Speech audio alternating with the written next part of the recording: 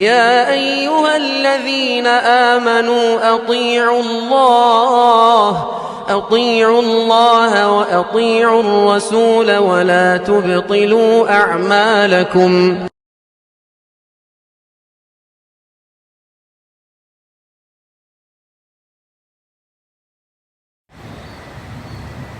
إن الحمد لله نحمده ونستعينه ونستغفره ونؤمن به ونتوكل عليه ونعوذ بالله من شرور أنفسنا ومن سيئات أعمالنا من يهده الله فلا مضل له ومن يضلله فلا هادي له وأشهد أن لا إله إلا الله وحده لا شريك له وأشهد أن محمدا عبده ورسوله. أما بعد فإن خير الحديث كتاب الله وخير الهدي هدي محمد صلى الله عليه وسلم وشر الأمور محدثاتها وكل محدثة بدعة وكل بدعة ضلالة وكل ضلالة في النار. فأعوذ بالله من الشيطان الرجيم. بسم الله الرحمن الرحيم. يا أيها الذين آمنوا اتقوا الله حق تقاته ولا تموتن إلا وأنتم مسلمون. يا أيها الناس اتقوا ربكم الذي خلقكم من نفس واحدة وخلق منها زوجها وبث منهما رجالا كثيرا ونساء واتقوا الله الذي تساءلون به والأرحام إن الله كان عليكم رقيبا. وقال تعالى: أعوذ بالله من الشيطان الرجيم. وأما من خاف مقام ربه ونهى النفس عن الهوى فإن الجنة هي المأوى.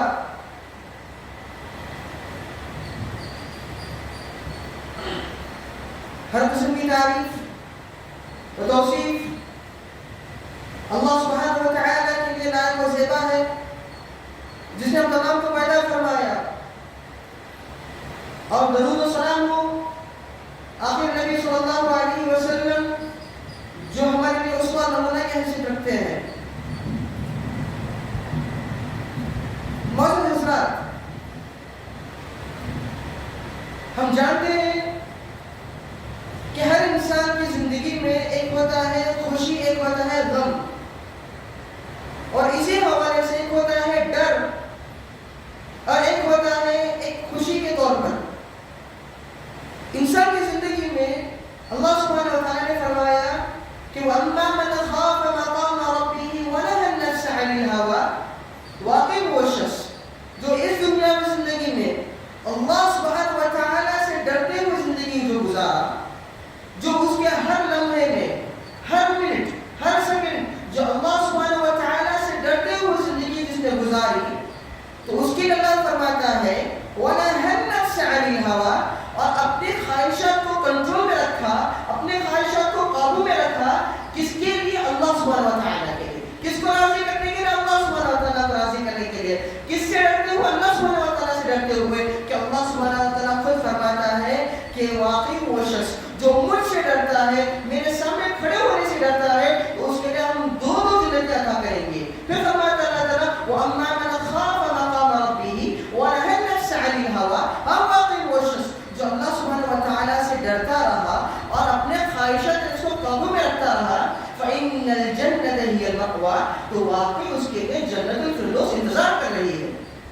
تو واقعی اس کے لیے جنت انتظار کر رہی ہے. واقعی وہ شخص جو ہر قدم میں پھونک پھونک کرتا رہا، ہر قدم کو پھونک پھونک کرتا رہا، ہر قدم میں اللہ سبحانہ و تعالیٰ سے ڈرتا رہا. جب کھانا کھانے بیٹھتا ہے تو حلال رزق حاصل کرنے کے لیے ڈرتا رہا، حرام قسم کی چیزوں سے بچنے کے لیے ڈرتا رہا. ہر وہ چیز جو کھیلنے کے لیے، کودنے کے لیے، پڑھنے کے لیے، لکھنے کے لیے، اور اس سے یہاں تک کہ ہر چیز کو کمانے کے لیے بھی اللہ سبحانہ و تعالیٰ سے اس ڈر سے جیتا رہا کہ اللہ سبحانہ و تعالیٰ کو یہ ناگزار محسوس ہوا تو کیا ہوگا میرے حالت. یا اگر اللہ سبحانہ و تعالیٰ کو یہ ناگزار محسوس ہوا تو میری حالت کیا ہوگی. اس چیز سے وہ انسان ڈرتا رہا. تو واقعی وہ شخص جو ہر لمحے میں اللہ سبحانہ وتعالیٰ سے ڈرتا رہا، اس کے لیے اللہ فرماتا ہے وَنَهَى النَّفْسَ عَنِ الْهَوَىٰ فَإِنَّ الْجَنَّةَ هِيَ الْمَأْوَىٰ. تو اس کے لیے ہم جنت تیار کر رکھے ہیں.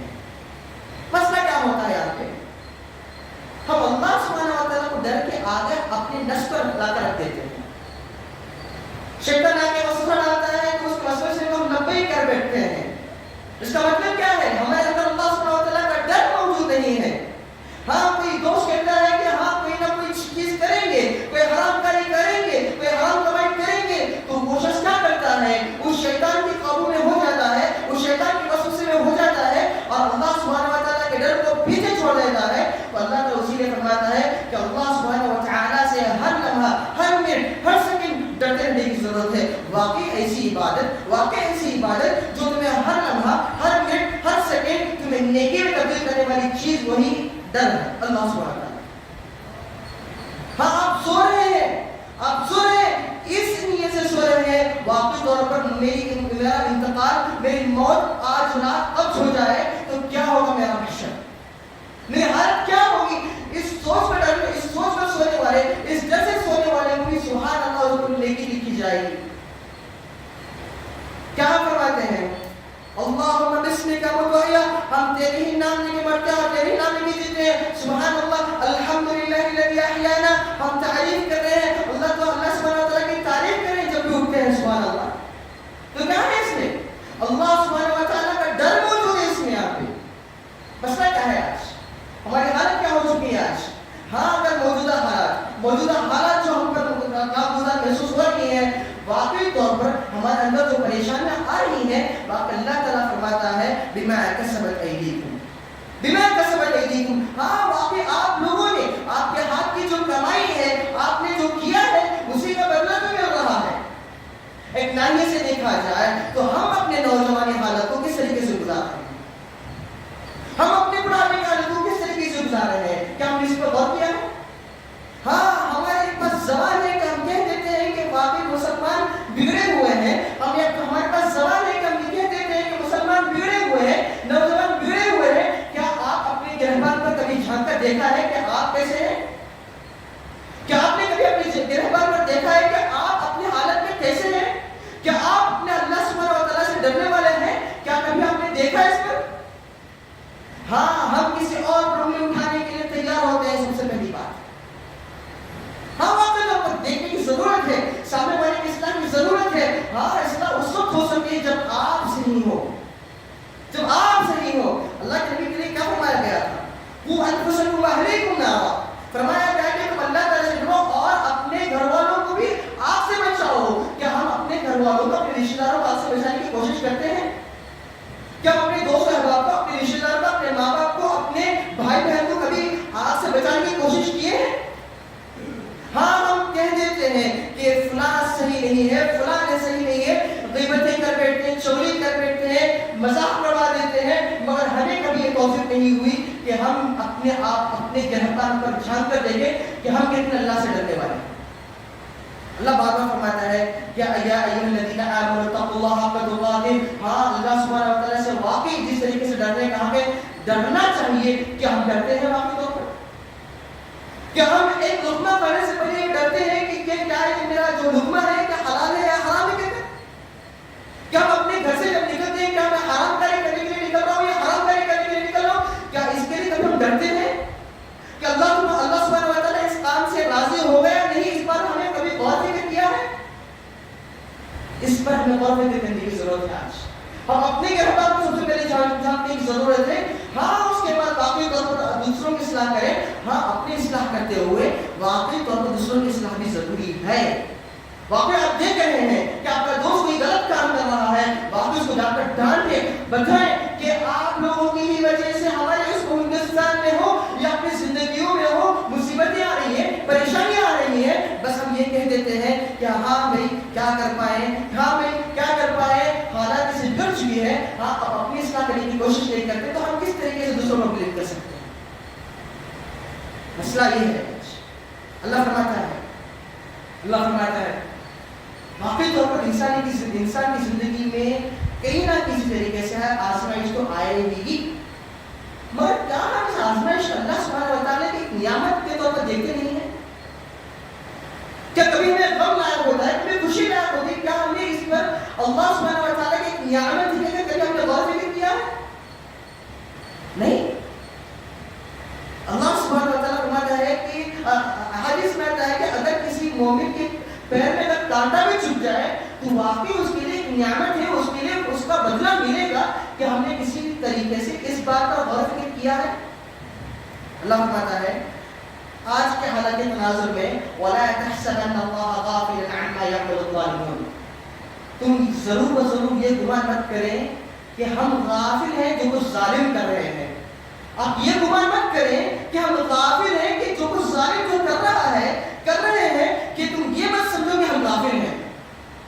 انما یؤخرهم یوم تشخص فی الابصار, اللہ سبحانہ و تعالیٰ فرماتا ہے انما بے شک ہم تاخیر کر رہے ہیں, ایک دن ایسے وقت کے لیے ہم تاخیر کر رہے ہیں ان لوگوں کو, ہم مہلت دے رہے ہیں ان لوگوں کو, ہم چھوڑ رہے ہیں ان لوگوں کو, ہم مہلت دے رہے ہیں ایک ایسے وقت کے لیے جس دن آنکھیں پھٹی کی پھٹی رہ جائیں گی. کیا ہم اس وقت پر غور و فکر کیے ہیں؟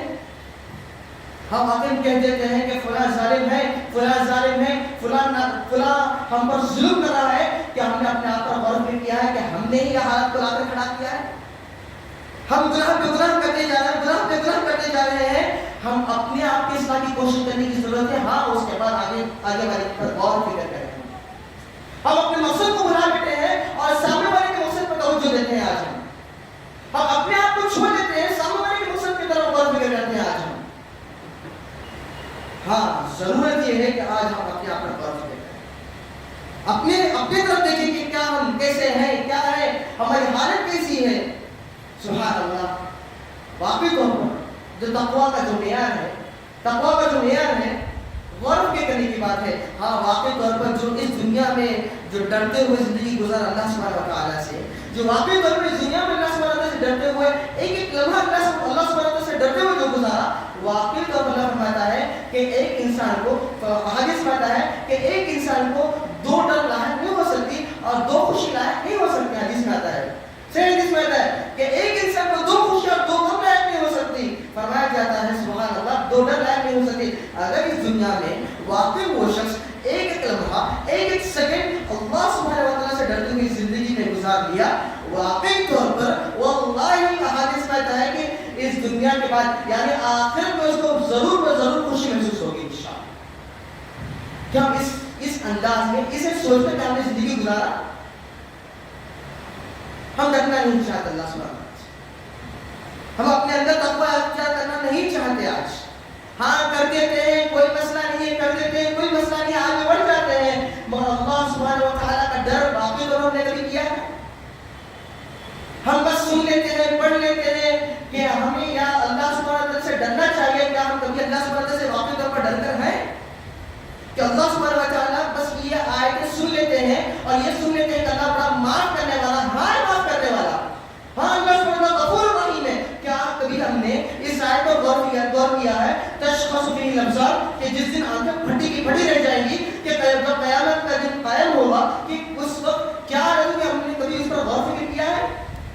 اللہ کس طریقے سے غفور رحیم فرماتا ہے, اسی طریقے سے عذاب العلیم بھی فرماتا ہے اللہ تعالیٰ کہ اللہ سبحانہ و تعالیٰ دردناک سزا دینے والا ہے. کبھی اس پر ہم نے غور فکر کیا ہے؟ ہاں بس ہمیں خوشی والی آیتیں اور اچھی طریقے سے جو معاف کرنے والی آیتیں ہم سن کر اپنے دلوں کو تسلی کر لیتے ہیں. ہاں واقعی طور پر وہ آیتیں ہیں, مگر واقعی اس شخص کی وہ آیتیں کام آئے گی جو اس دنیا میں اللہ سے ڈر کر زندگی گزارا. ہاں یہاں پر بھی مزے لوٹ لیے ہیں, اپنی زندگی میں اپنی منمانی کر لیے ہیں, اپنی نفس کو مان کے زندگی گزارے ہیں, تو ان لوگوں کے لیے وہاں پہ خوشی محسوس نہیں ہوگی جو یہاں پہ زندگی میں خوشی محسوس کر لیا ہوگی. ہاں خوشی محسوس کرنا چاہیے تو اللہ سبحانہ و تعالیٰ کی عبادت میں, اللہ سبحانہ و تعالیٰ کی عبادت کی لذت میں زندگی میں خوشی محسوس کرنے کی ضرورت آ جائے. ہاں کبھی ہمیں یہ موقع ملا ہے کہ قرآن پڑھتے ہوئے ہمیں لذت محسوس ہو رہی ہے, کبھی نماز پڑھتے ہوئے لذت محسوس ہو رہی ہے, ہمارے اندر سے نماز کی کیفیت بدل چکی ہے, ہمارے اندر سے قرآن پڑھنے کی کیفیت بدل چکی ہے. ہم نام لگاتے ہیں تو ظالموں پر نام لگاتے ہیں. ہم واقعی ظالم ہیں کیا؟ ہم نے اپنے آپ پر غور کیا کہ ہم جو عبادت کریں اللہ سبحانہ و تعالیٰ کو راضی کرنے کے لیے کر رہے ہیں یا بس دکھاوے کے لیے کر رہے ہیں؟ کیا ہم نمازیں واقعی کو ادا کر رہے ہیں یا جمعہ کی نماز کے لیے کافی ہو گئے بس ہم؟ کیا ہم نماز میں وہ لذت محسوس کر رہے ہیں؟ ہمیں واقعی طور پر اس بات پر غور فکر کرنے کی ضرورت ہے. ہم اس پر غور فکر نہیں کر رہے ہیں. آج اللہ بار بار فرماتا ہے یا ایھا الذین آمنوا اتقوا اللہ, یا ایھا الناس اتقوا اللہ, یا ایھا الذین آمنوا اتقوا اللہ. اے ایمان والو اللہ سبحانہ و تعالیٰ سے ڈرو, اے ایمان والو اللہ سبحانہ و تعالیٰ سے ڈرو. واقعی یاد رکھیں کوئی بھی کام کرنے کے لیے جائیں آپ واقعی اس میں دیکھیں کہ اللہ کی رضامندی ہے یا نہیں اس بات پر، واقعی طور پر اللہ کی رضامندی ہے یا نہیں اس بات پر، اس پر غور فکر کریں، واقعی طور پر آپ کی زندگی سمجھ جائے گی، واقعی طور پر آپ کی زندگی سمجھ جائے گی۔ ہمیں اس بات پر غور کرنے کی ضرورت ہے کہ ہم نماز پڑھ رہے ہیں، کیا ہم صحیح معنی میں نماز پڑھ رہے ہیں، ہم قرآن پڑھیں کہ ہم صحیح معنی میں قرآن پڑھیں، کہ ہم تجارت کریں کہ ہم صحیح معنی میں تجارت کریں، کہ ہم تجارت کریں کہ ہم نے کبھی کسی کو دھوکہ دیا ہے، کہ ہم وہ جو حلال کمائی ہے وہ لے کر ہم کھا رہے ہیں، کہ اس بات پر کیسے ہمارے اندر توکل ہو یا تقویٰ ہو، کیسے آ سکتی ہے؟ ہم سامنے والے کو دھوکہ بھی دے رہے ہیں اور سامنے کہہ رہے ہیں کہ ہم اللہ پر ایمان لاتے ہیں، ہم سامنے والے کو بے ایمانی کر رہے ہیں، بد ایمانی کر رہے ہیں، اور یہ بھی کہتے ہیں کہ ہم اللہ سبحانہ وتعالیٰ سے ڈرتے ہیں، کہ کسی کی امانت کا خیانت کرتے ہیں، اب یہ بھی کہتے ہیں کہ ہم اللہ سبحانہ وتعالیٰ سے ڈرتے ہیں۔ دونوں ایسا جمع نہیں ہو سکتا، سبحان اللہ، دونوں ایسا جمع نہیں ہو سکتا، سبحان اللہ۔ واقعی طور پر کبھی ہم نے اس پر غور فکر کیا ہے کہ ہم جو مقصد کے لے کر اپنی زندگی میں آئے ہیں، اللہ سبحانہ وتعالیٰ جس مقصد کے لے کر بھیجا ہے، کبھی ہم نے اس مقصد پر کبھی غور فکر کیا ہے؟ اب جاگے رہنے کی ضرورت ہے، آج بیدار ہونے کی ضرورت ہے، آج مسلمانوں کو خاص کر بیدار ہونے کی ضرورت ہے، اللہ سبحانہ وتعالیٰ سے واقعی من میں ڈرنے کی ضرورت ہے۔ آپ واقعی طور پر اللہ سے ڈریں، حالات بدلیں گی، زندگی بدلے گی، اور حالات دستور سے سب بہترین طریقے سے بدل جائے گی۔